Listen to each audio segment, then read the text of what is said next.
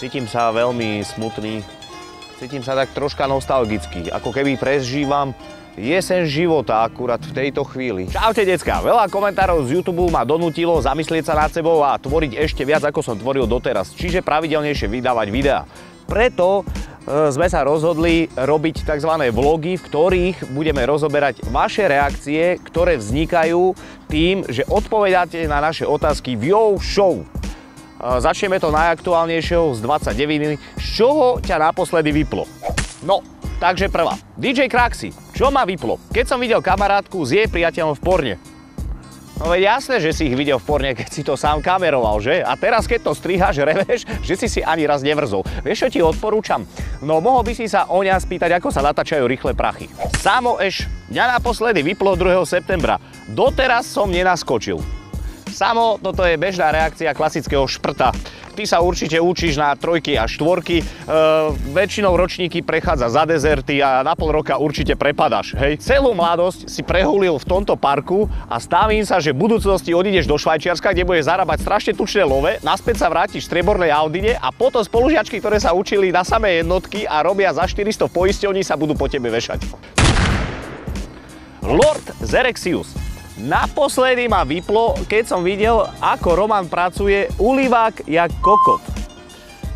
Tvoja reakcia ma ako vôbec neprekvapuje, hej. Roboty sa v tomto živote už asi nikdy nechytím, ale lepšie ako automaty. Vôbec sa za to nehambím, navyše som veľmi hrdý na svoj facebookový hrb. Ideme na ďalšiu.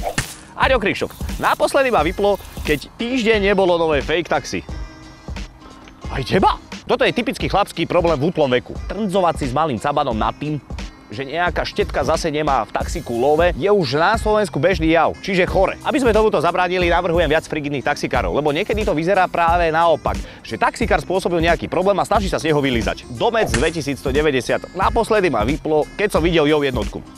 Tak chlapče, my sme zvažovali veľakrát, že ju dáme totálne do prdele, ale zároveň sme ju nechali ako výstrahu pre všetkých, ktorí ešte len začínajú točiť a stále majú šancu sa na to vystrať hneď na začiatku. Toto bolo silno motivačné, niečo podobné ako keď napríklad ti povedia, že háže ti niekto polena pod nohy, tak ich daj dokopy, sprav z toho činku a drepuj.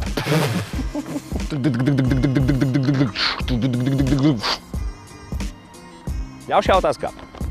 Matej Babarcaj. Ja naposledy vyplo pri telefonovaní, keď mi došiel kredit.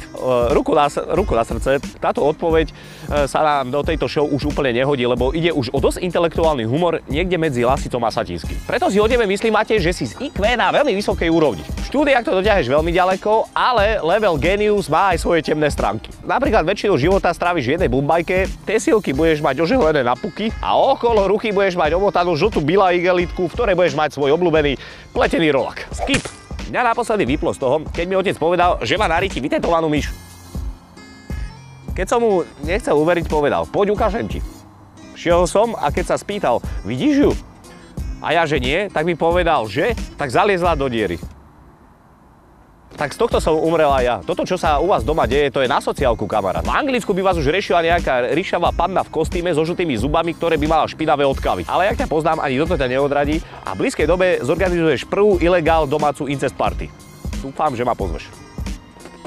Toľko moje reakcie, teším sa na ďalšie vaše plitké odpovede a ak sa ti dá, prosím ťa, je to životne dôležité, naozaj výzva pre všetkých, dajte odber. Chceme silver button, prosím, silver play button je niečo, na čom stojí teraz môj život. Fakt, decka, neblbite, pozrite sa, koľko mám už rokov. Chcete, aby som to dosiahol, keď mám 50 rokov? Prosím vás, skoro 30 000 už teraz. Tík, ľúbim vás. Jo.